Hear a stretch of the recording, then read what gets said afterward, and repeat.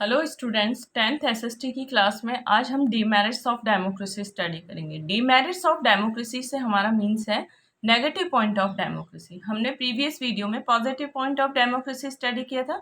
हम इस वीडियो में negative point of democracy study करेंगे कि डेमोक्रेसी के नेगेटिव पॉइंट्स क्या होते हैं, इट मीन्स डीमेरिट्स क्या होते हैं।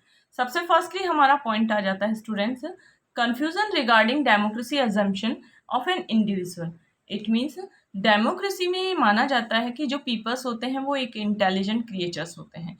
जब वो किसी भी पॉलिटिकल पार्टीज को रिप्रेजेंटेटिव्स की फॉर्म में इलेक्ट करते हैं, तो रिप्रेजेंटेटिव्स की फॉर्म में इलेक्ट करने के टाइम में वो पूरी तरह से अच्छे से समझ सकते हैं कि उन्हें कौन से रिप्रेजेंटेटिव्स को इलेक्ट करना है और कौन से रिप्रेजेंटेटिव्स को इलेक्ट नहीं करना है। तो इट मीन्स क्या है, डेमोक्रेसी में पीपल्स को एक इंटेलिजेंसी क्रिएचर माना गया है। लेकिन जो क्रिटिक्स होते हैं वो क्रिटिक्स ये मानते हैं कि जो पीपल्स होते हैं वो एक इंटेलिजेंट क्रिएचर नहीं होते हैं।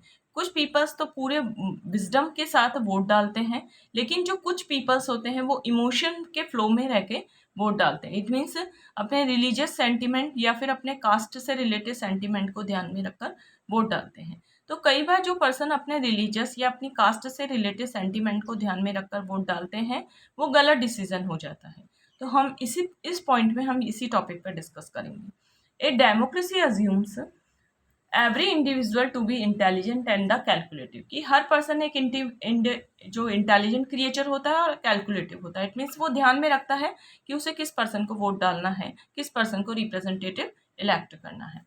It provides universal franchise to every individual believes that an individual is mature enough to take decision, कि पर्सन पूरी तरह से मैच्योर होता है, वो ये जानता है कि उसे किसे वोट डालना है और किसे नहीं डालना है रिगार्डिंग पॉलिटिकल इश्यूज।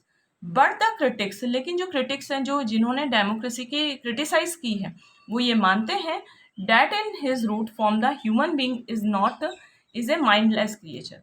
वो ये मानते हैं कि ह्यूमन बींग कई बार होता है एक माइंडलेस क्रिएचर हो जाता है। माइंडलेस क्रिएचर का मतलब है who is influenced by his emotion. कई बार ह्यूमन बींग अपने इमोशंस में इन्फ्लुएंस हो जाता है, पैशन में इन्फ्लुएंस हो जाता है। And when such individual are given universal franchise then ही we get crowd of public instead of a democracy section. तो वो ये सोचता है कि कई बार ऐसा होता है कि हम वोट डालने जाते हैं और वोट डालने के टाइम में हम ये देखते हैं कि ज़्यादा से ज़्यादा पब्लिक किसे वोट डाल रही है, और जब हम ये देखते हैं कि ज़्यादा से ज़्यादा पब्लिक किसी एक पर्सन को वोट डाल रही है, रिप्रेजेंटेटिव्स के बेस पे उसे इलेक्ट कर रही है, तो हम भी यही सोचते हैं कि हम भी उसे ही वोट डालें। या फिर हम रिलीजियस सेंटिमेंट या फिर हम कास्ट से रिलेटेड सेंटिमेंट के फ्लो में आकर हम वोट डाल देते हैं। तो इट मीन्स हम गलत डिसीजन लेते हैं और हम पूरी तरह से जो कंट्री है उसकी जो नेशनलिटी है उसको हम डिस्ट्रॉय करते हैं या फिर सिक्योरिटी को डिस्ट्रॉय करते हैं।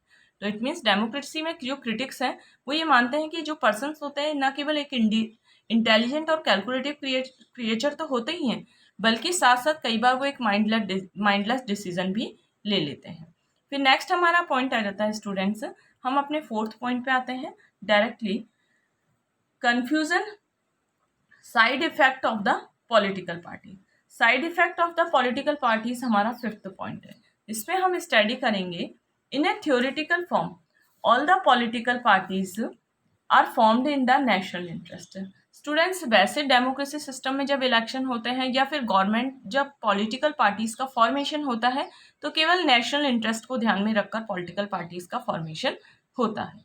And they form and the political parties क्या करती है, प्रोपोगेट वेरियस पॉलिटिकल इशू।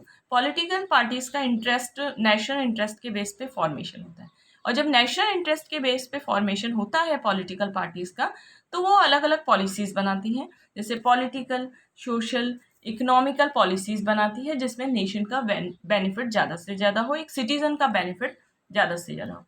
लेकिन students, but in actual all the practical party, लेकिन जब वो इलेक्शन जीत जाती है तो वो किससे इंपॉर्टेंस देने लग जाती है, वो अपनी पार्टी के लिए डिवोटेड हो जाती है, वो अपनी पार्टी के लिए इंटरेस्ट के लिए डिवोटेड हो जाती हैं, वो नेशन के इंटरेस्ट को साइड में रख देती हैं। फिर नेक्स्ट हमारा पॉइंट आ जाता है students, wastage of public wealth and the time. Democracy में पब्लिक वेल्थ और टाइम दोनों की ही वेस्टेज होती है। कैसे होती है, जैसे हमें मालूम है कि डेमोक्रेसी में जो पर्सन्स होते हैं वो इलेक्ट करते हैं, पीपल्स होते हैं इलेक्ट करते हैं अपने वोटिंग प्रोसेस के थ्रू। तो डेमोक्रेसी में जो प्रोसेस होता है वो बहुत लंबा होता है। फर्स्ट टाइम ये है, इलेक्शन के थ्रू जो प्रोसेस होता है वो बहुत लंबा होता है, उसमें टाइम भी वेस्ट होता है, पब्लिक की वेल्थ भी वेस्ट होती है। इसी तरीके ये हमारा फर्स्ट पॉइंट है। अगर हम सेकंड पॉइंट पे देखें तो डेमोक्रेसी में ज़्यादा से ज़्यादा टाइम और वेल्थ किस तरीके से कंज्यूम होती है कि जब लेजिस्लेटिव में पॉलिटिशियन पार्लियामेंट में पॉलिटिशियन डिस्कशन करते हैं किसी स्पेसिफिक इशू पर, तो डिस्कशन इतना लंबा चलता है तो कई बार बिना कंक्लूजन पे ही वो डिस्कशन खत्म हो जाता है। तो इट मीन्स ज़्यादा से ज़्यादा वेल्थ वेस्ट हुई और ज़्यादा से ज़्यादा टाइम कंज्यूम हुआ। In a democracy forms of policies and the laws consume a lot of money, a lot of time is also wasted. All the works are done various committees. बहुत सारी committees work करती हैं। Legislative में बहुत सारा discussion चलता है, election होता है, इलेक्शन में बहुत लंबा चौड़ा प्रोसीजर होता है, तो इस बेस पे टाइम भी ज़्यादा कंज्यूम होता है और वेल्थ भी ज़्यादा से ज़्यादा वेस्ट होती है। फिर नेक्स्ट हमारा पॉइंट आ जाता है स्टूडेंट, डिसइंटरेस्टेड वोटर।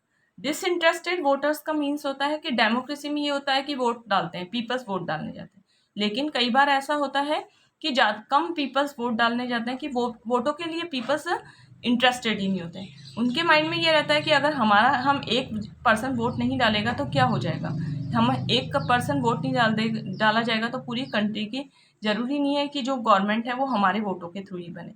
तो उनके माइंड में ये सेट होता है, इट मीन्स वो इंटरेस्टेड ही नहीं होते हैं वोट डालने के लिए, और वो ये बोलते हैं किसी पार्टी को वोट डालो, हमारा वेलफेयर तो होगा नहीं, तो वो ये सोच के भी वोट डालने नहीं जाते हैं। तो इट मीन्स क्या है, डिसइंटरेस्टेड वोटर। फिर हमारा नेक्स्ट पॉइंट आ जाता है student, a weak system of government in time of emergency. Democracy में क्या होता है, डिसेंट्रलाइजेशन होता है पावर का, डिसेंट्रलाइजेशन। और जबकि दूसरे मोनार्कियल सिस्टम, जैसे मोनार्कियल सिस्टम्स वगैरह होते हैं, दूसरे सिस्टम्स होते हैं गवर्नमेंट के, उसमें सेंट्रलाइजेशन होता है। सेंट्रलाइजेशन का मतलब होता है सारी पावर किसी एक ही पर्सन के हाथों में होती है। एक ही पर्सन, जब भी क्राइसिस होते हैं या फिर इमरजेंसी आती है तो एक ही पर्सन डिसीजन लेता है। लेकिन डेमोक्रेसी में क्या होता है, पावर्स का डिसेंट्रलाइजेशन होता है। और जब पावर का डिसेंट्रलाइजेशन का मतलब होता है अलग अलग पर्सन्स के बीच में पावर का डिस्ट्रीब्यूशन हो जाता है। इट मीन सेंट्रल लेवल पे अलग पावर का डिस्ट्रीब्यूशन हो जाता है, स्टेट लेवल पे अलग और लोकल लेवल पे अलग।